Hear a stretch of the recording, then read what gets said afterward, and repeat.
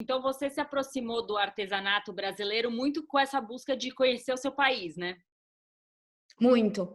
Desde pequena eu sempre gostei, assim, é uma coisa que acho que faz parte da minha natureza. Eu sempre gostei de crochê, de tricô, de cesto, eu sempre gostei, sempre fui da turma, eu não tenho isso, mas tudo bem, eu dou um jeitinho e faço. Eu sempre fui dessa turma. Mas acho que veio essa paixão justamente para entender, porque o Brasil é muito grande. E aí a gente está falando de assim, de uma extensão e o artesanato, assim, o cesto, o tear, o bordado, tudo isso tem uma história, a gente é muito rico. Então, justamente veio isso para entender, assim, o que que é o Brasil. E através da nossa arte, a gente consegue entender.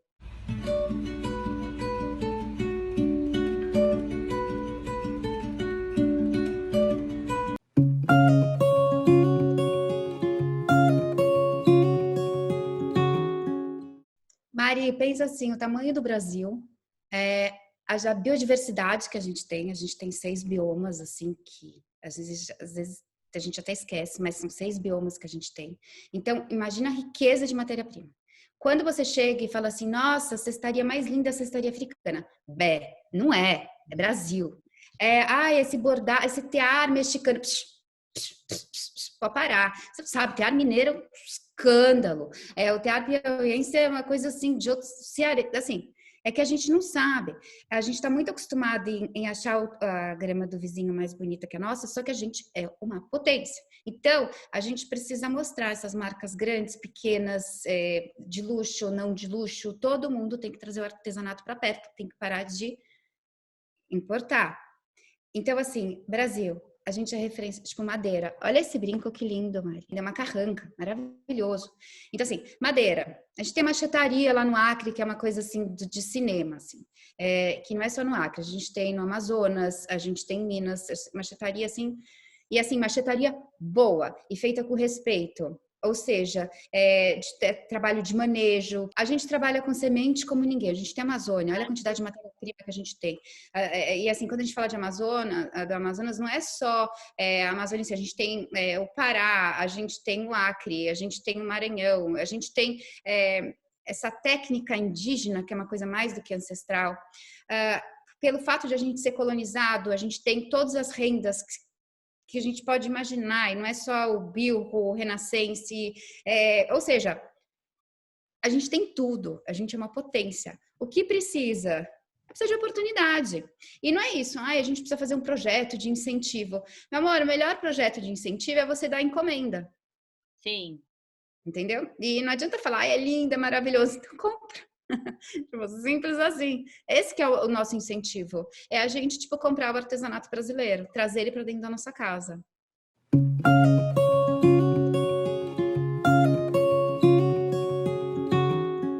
A Luli pegava pneu e transformava completamente em outros objetos que você, primeiro, nunca diria que era pneu, e segundo, era um material que, eu não sei, parecia couro, e era maravilhoso, assim, eu tenho chinelo, eu tenho uma bolsa, eu lembro que uma época a Luli lançou uma saia, que, assim, era perfeita, era a saia de couro preto, assim, sabe?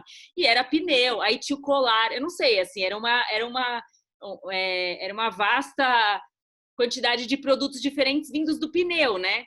Quando você faz o caminho inverso, você fala assim, nossa, aquilo já existe, aquilo é coisa boa, e vai para onde? Aí dá aquele nó. É. E aí dá aquele nó que você fala, você sabe bem.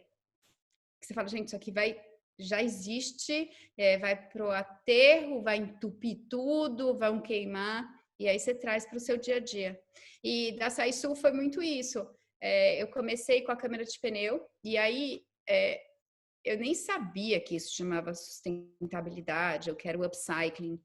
Eu fui entender depois que eu peguei só o material, falei, nossa, isso aqui é lindo, eu quero fazer uma mala maravilhosa que vai durar e vai ser coisa boa.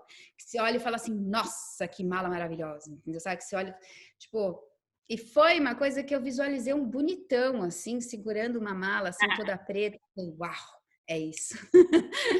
E aí fui indo, fui pesquisando, fui entendendo, fui aprendendo com o material.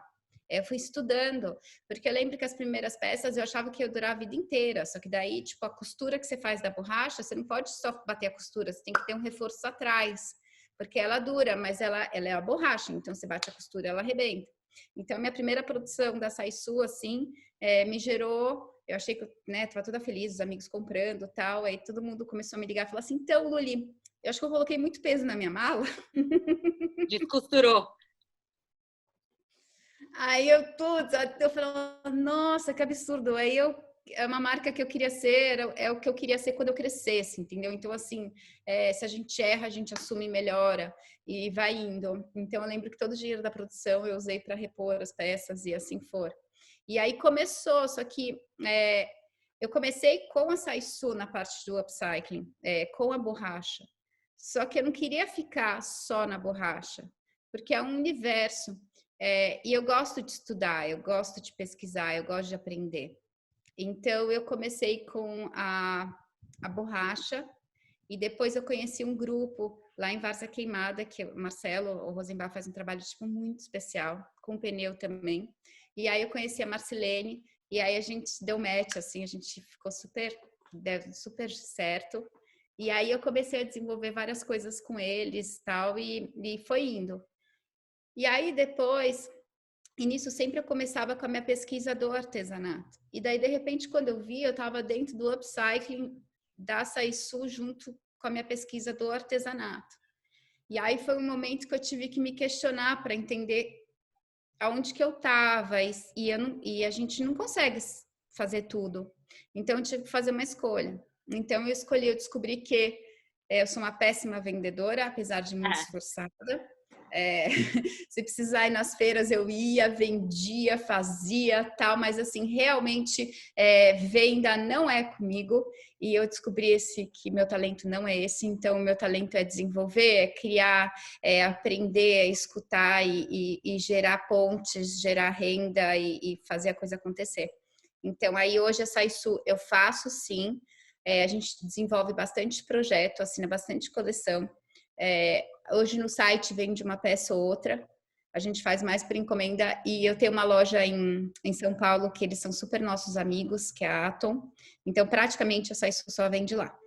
E me procuram, eu assino coleção, faço coisa com o Emiliano, com o hotel que a gente faz de upcycling com as toalhas, com os lençóis. Pegando o gancho com o que você estava contando, a gente no Verdes Marias, a gente sempre ouve muito sobre upcycling. E eu queria que você contasse, explicasse para todo mundo o que é isso e como vocês trabalham isso. Tá, o reciclado, você toma um refrigerante, você toma uma cerveja na latinha, aí você joga fora e essa latinha, quando ela retorna para você, ela volta igual. Então, esse é o reciclado. Tipo, ele nasceu, morreu, nasceu, morreu, nasceu e ficou de igual para igual, certo? Certo. Tá, agora o downcycling, o papel. Você pega o papel branco novinho, você escreve lindo, joga fora, vai pro processo de reciclagem, ele volta para você, só que ele volta um papel, mas ele volta abaixo do que ele já foi em um dia. E o upcycling é isso. É o que eu faço com a Saisu e com outras coisas também. E o que você provavelmente que está escutando ou que está assistindo em casa também faz. Que a gente pega algum resíduo que provavelmente ia para o lixo, que não tinha nenhum, por exemplo, a câmera do pneu. Que estourou, tal, vai jogar no lixo, você pega ela e você dá um passo além do que ela já foi um dia, entendeu? É isso, é o upcycling. Então, por exemplo, uma coisa mais bacana, é tipo isso. Bem, mas com certeza. Primeiro, já é bacana porque você já tirou do lixo. E segundo, que você ainda dá uma utilidade para ela, tipo, já é o máximo. E aí você ainda com sua cara, fica tipo plus, mais legal ainda, entendeu? Por isso que o artesanato é muito importante. E colocar o upcycling dentro do varejo, quando eu falo varejo, nas lojas grandes, nas marcas grandes, tanto de moda quanto de design, é super importante. É super importante. E além do pneu, que outros exemplos de upcycling que tem, assim? Ah, tem bastante de tecido, que eu acho que é uma coisa que todo mundo usa. Agora, tem umas coisas que eu acho muito divertido e fica muito bom. Por exemplo, sabe cabo de estoura a rede do lado da sua casa e aí vem aqueles cabos de telefone, de eletricidade, que é colorido? Aquilo você descasca, tem umas cores lindas. Você fazer um crochê com aquilo fica muito bom e dá para fazer umas cestinhas durinhas. Que mais? Você de pet. É só você dar um Google que aparece uma coisa mais especial que a outra, entendeu? Só que, Mário, o que acontece? A gente tem que mudar o nosso senso estético, de falar tudo que tem que ter aquele padrão, a gente tem que mudar disso, sabe? As pessoas ainda ficam comprando Tupperware, não pode comprar Tupperware, você não precisa comprar Tupperware.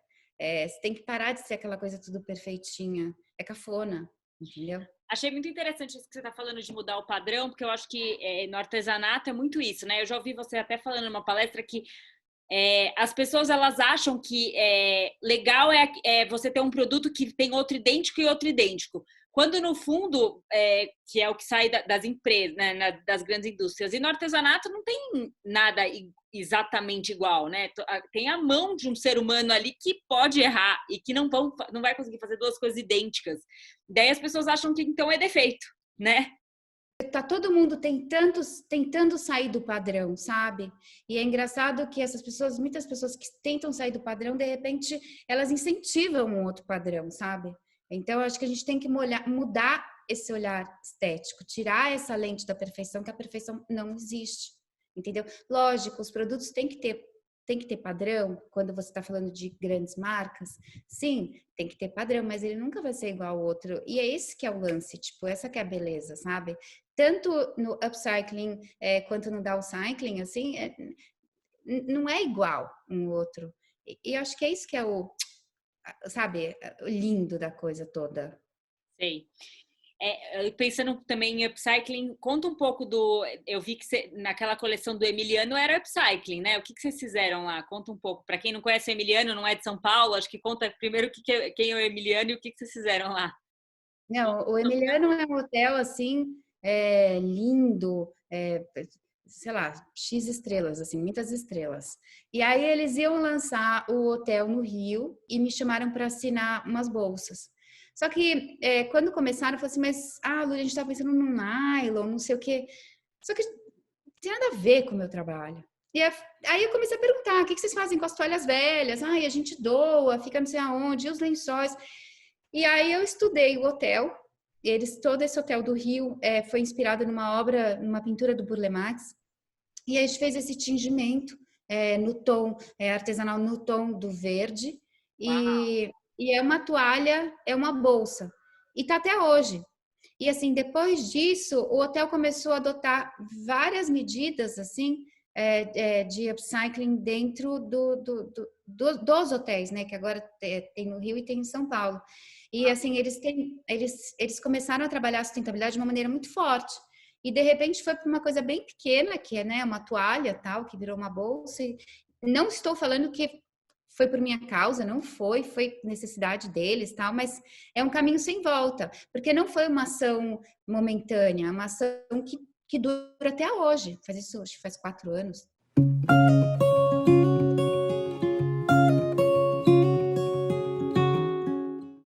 Não existe lixo se a gente parar para pensar. Não existe lixo, existe o seu olhar sobre ele, entendeu? Eu vejo lixo como matéria-prima, entendeu? Eu não vejo lixo como um descarte. Eu acho que é senso estético isso. E que você muda, se transforma. Uma das coisas que eu mais admiro assim na gente que é ser humano é esse dom que a gente tem de sempre estar transformando, sempre estar melhorando, sempre estar mudando, sabe? Sempre estar evoluindo. E a gente tem que evoluir com isso.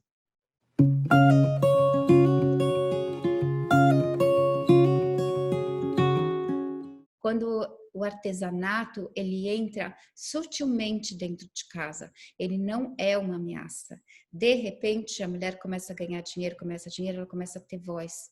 E aí ela pode chegar pro companheiro, para a companheira, que fala, não, eu não te quero mais, agora eu tenho para onde ir porque eu tenho dinheiro.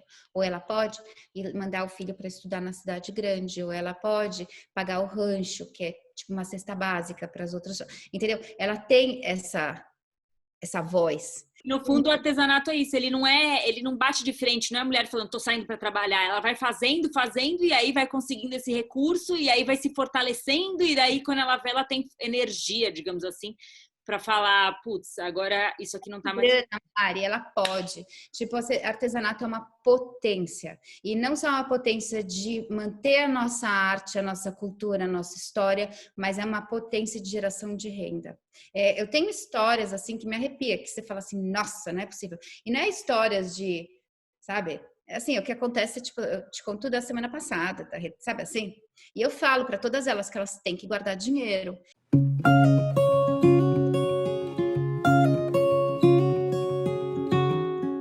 A técnica continua a mesma.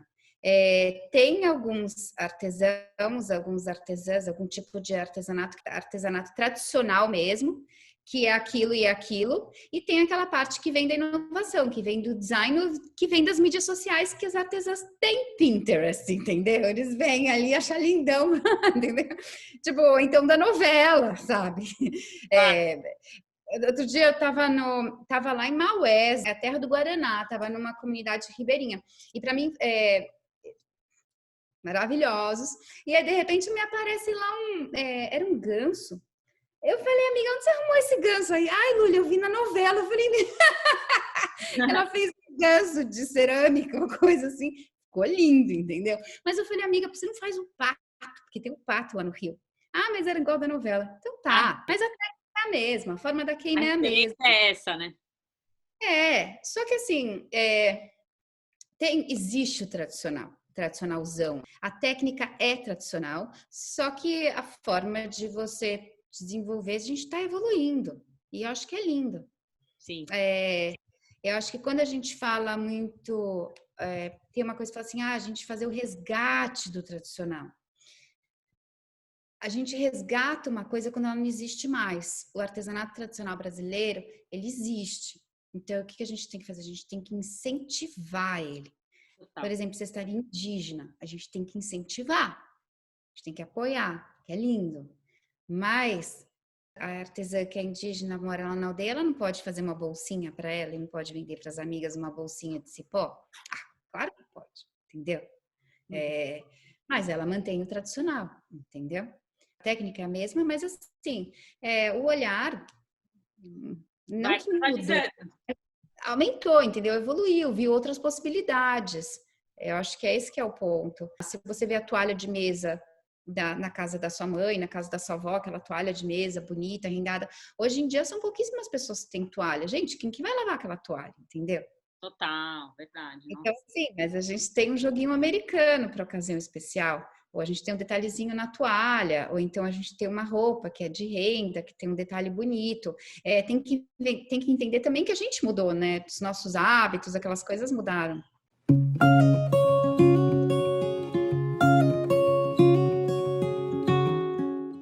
Mari, o que eu mais...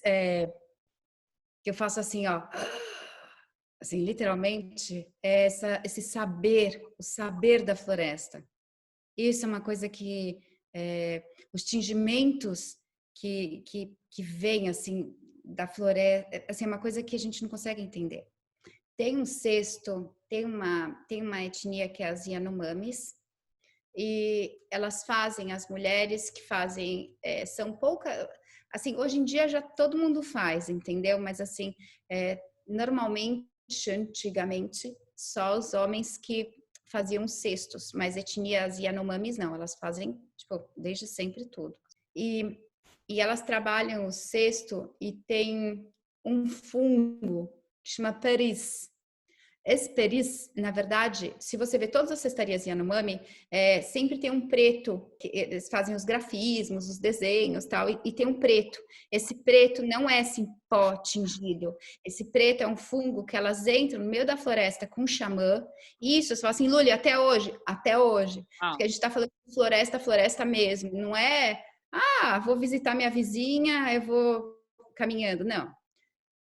3 dias de floresta para entrar no meio do mato, tem que levar o xamã, elas não podem estar menstruadas, tem toda uma regra que existem até hoje, esse saber continua até hoje, e elas vão, e esse fungo, que é um fiozinho preto, e que fica na terra. Então, elas vão pegando isso junto com o xamã, porque o xamã traz a proteção.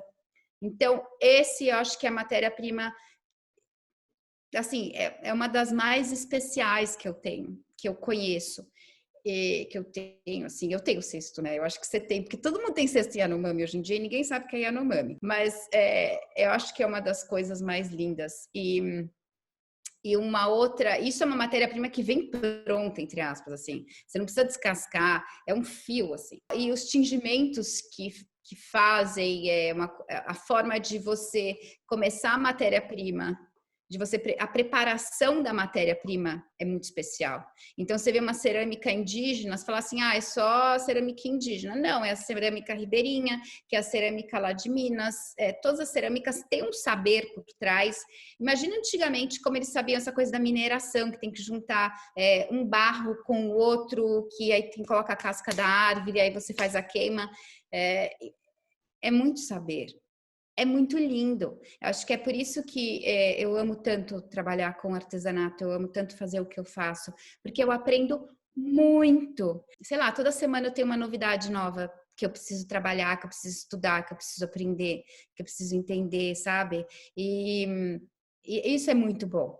Não, e eu sinto, assim, pelas coisas que você conta e até pelo tipo de material e etc., que os artesãos, em geral, eles têm outra relação com a natureza mesmo, né? É um resgate que a gente perdeu, assim, de dar valor, de entender o tempo das coisas, de tirar, é isso que você falou, tirar a casca quando a fruta está preparada para tirar a casca, reutilizar o negócio, sabe? Às vezes eu sinto, assim, isso é muito sério, que a gente, cidade grande, que compra de qualquer, né, qualquer marca, etc., a gente atropela tudo. Eu quero aquela bolsa, eu não sei do que ela é feita, não sei quem fez, não sei como fez, mas eu quero porque ela é bonita. A gente precisa tirar isso da nossa vida, porque a gente não está sabendo o que a gente está pondo para dentro de casa. A gente não sabe se essa coisa vem com sangue, trabalho escravo, desgaste, trabalho mal pago. A gente precisa esquecer esse modo de comprar e começar a resgatar um que você sabe exatamente. Foi a tia Lúcia da comunidade X, ou foi a fulana de tal que fez isso, que agora faz parte da minha vida, né? Acho que o artesão te provoca a se conectar com o que você está pondo para dentro de casa, né? Lógico, tipo, aí você começa a ver a sua casa. Essa almofada é linda. Eu comprei lá em Minas quando eu fui para lá. Essa daqui é lá do Alagoas. Quando eu fui, olha que bonitinho isso daqui.